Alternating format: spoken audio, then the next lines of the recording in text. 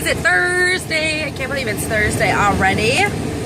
I am working again. Surprise, surprise. I am still working tonight and Friday and Saturday morning, and then we're heading up north, so I'm so excited. Today, all I've done is work and go to Trader Joe's, which is a semi-healthy niche type store.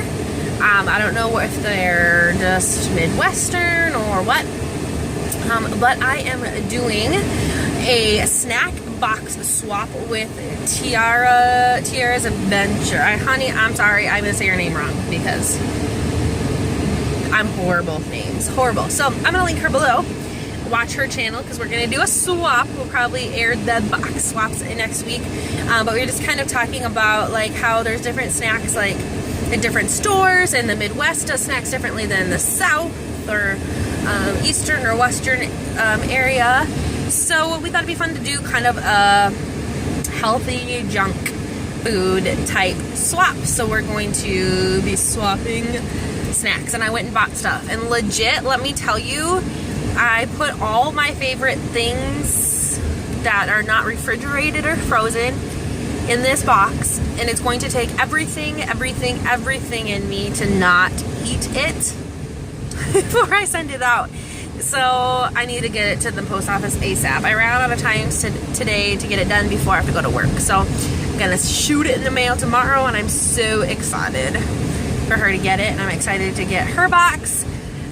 The only thing about doing these kind of things is you just kind of look at it and you're like, oh, I hope they like this. Like, I really hope they like this. Like, what if hers is like freaking amazing and mine sucks? Like, what if she hates everything I send her? So I'm a little nervous, maybe a lot nervous. Anyways, life is kind of boring for me right now. As I kind of already mentioned, I've worked a lot lately, and I don't think it's actually gonna slow down anytime soon. But I do have Saturday night, Sunday, Monday, and Tuesday off, which is like the longest I've had off in a very long time, so I'm really excited about that. I have had a coffee and a Diet Coke today, so I'm like, woo! Crazy. Yeah, oh, I was going to talk about this. Okay, so Smart Mom 1981 had a vlog. Oh, what was it called? I think it's like literally says he died. And one of the things she's talking about with her oldest daughter was like everybody's different versions of success, and how her oldest son, Kavari, doesn't think that his family is successful, because to him successful is like rolling in the big cars with a mansion and, you know, just like throwing money, like letting it rain everywhere. But like she was, Brandis was saying, like, you know, my version of success is that we have a house, and we have reliable cars, and we have jobs, and we have food on the table, and you have clothes. And I was like, yes, amen. I've been actually talking about this with Sam, where Sam sometimes gets down on himself that I have to work, and that we're still cutting it close. And like, you know, we see people around us that have nice houses and they drive really nice cars and all this kind of stuff. But obviously you don't want to be complacent in life and make bad choices. But at some point you have to be grateful and do what you love, and not let that kind of stuff control you. And I love what I do, regardless of how much time it takes and how little money I make. I love my job. I love what I do, and I'd have it no other way. And he loves his job. He works for great people, and he loves the kind of stuff that he gets to do. And I would hate more than anything to have my husband have some big desk job where he'll feel suffocated because he can't do anything but sit. Sorry, I'm trying to check traffic here. And he can't do anything but like sit there and punch papers, and he'd hate it. And he'd come home like distressed, and I'd hate that. This air is like blowing on my hair, and it's really bad. You know, I feel like we're successful. Like, we don't have our stuff together. We're not debt-free yet. We're not driving nice cars. Like, we don't have the best of the best, but at the end of the day, like, my kids are well taken care of, and they are loved, and we have a place to live, and our car is running, and he has a work truck, so we don't have to pay for 2 car payments and gas in 2 cars, and we both have full-time employment, and we have medical insurance, and we're able to feed our family healthy food, and go out to eat like once a week, and we have smartphones, and we have internet, and we have gaming systems, and 2 TVs, and a dog, and I'm super thankful for life, and I feel like we are successful. And I loved that she was talking about that with her daughter, because how important is that to teach your kids that everybody has a different picture of success. And you might look at my life and be like, you are not successful, you don't have it together. Well, first of all, I never claimed to have it together, never, ever, ever. However, I'm very grateful for what I have and where I am, and I can always push myself to do more. I will never stop that. But it's more to be a better mom or be better at my job. I would never just like sit back and settle, but I will sit back and be grateful for everything I have and the successes that we have. So check out her blog titled that if you haven't. I just think it's really great to talk to your kids about that. So another thing, man, I'm just driving along. I missed you guys. I'm like that friend that hasn't talked to you in months, and like you sit down to have lunch with them and they just like word vomit. Like that's me right now.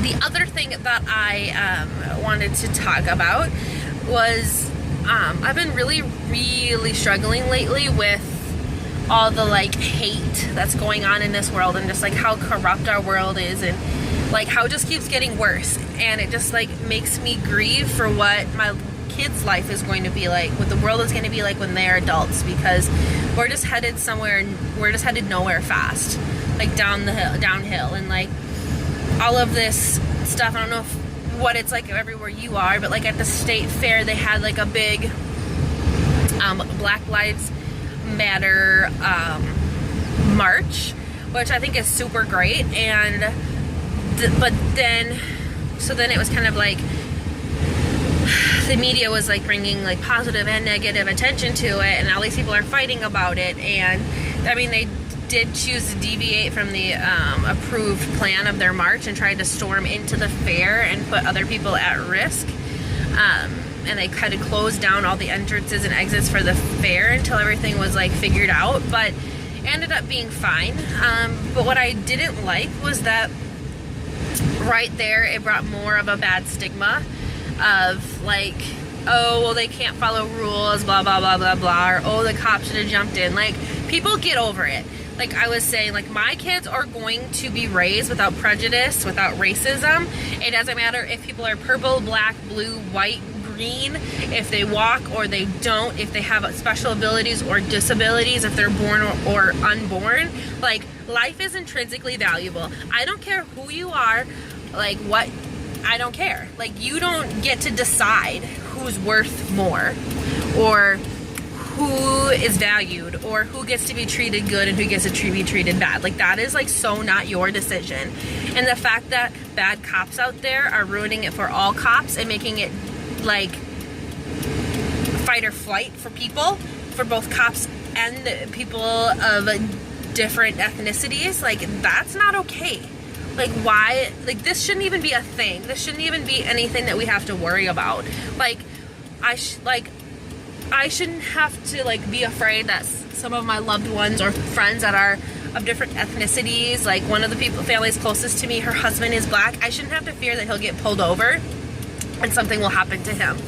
Like, I shouldn't have to fear that. And I was very upset yesterday as I was driving to my work office last night, and there was 9 police cars, sheriffs and police cars, surrounding one SUV, one guy, and they were arresting him.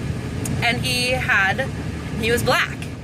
And I was like, so are they overcompensating because they assume? Was he actually fighting? Or what? I mean, they weren't being rough with him. There was one guy actually arresting him and putting him in the back seat. Who knows why he's getting arrested, or who knows why he's getting pulled over? That's none of my business. But I was like, you know, this is a real thing. And some people that I know on on Facebook, or like kind of know, like, have adopted some kids from Uganda, and they're literally scared to death that their kids are going to grow up in a world where they have to fear their life, and that's not fair. That is not fair. And I know that life isn't fair, but who are you to determine the value and the worth of another human being?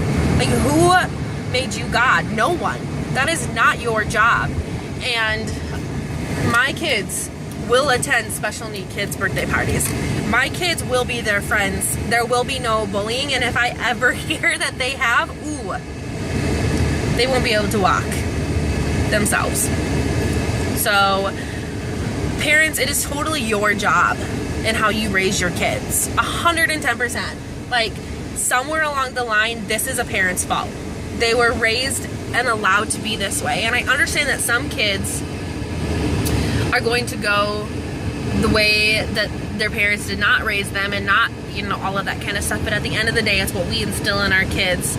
And there might be a minority of people that choose to go opposite ways, but the majority should be. And if the majority treated human life as intrinsically valuable, we wouldn't be having these issues. So that's my rant. But parents, it's really up to us to make sure that we're raising our kids in the way that they should go. There's a Bible verse that says, train up a child in the way he should go, and then not let them not depart from it. So that's like what I pray, that every time I mess up as a parent, that at the end of the day my kids make wise choices about people and just treat people with loving and kindness. And I don't care if you don't stand for their political party or their sexual orientation or their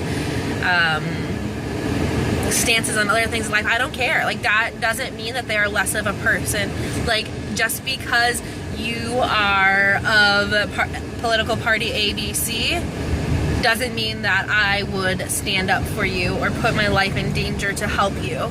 Like, I don't know. This has been a really long clip of me ranting and raving, and people probably have already tuned out by now, but it's just really important to me that people, kids and people, are reminded that life is valuable. It's intrinsically valuable.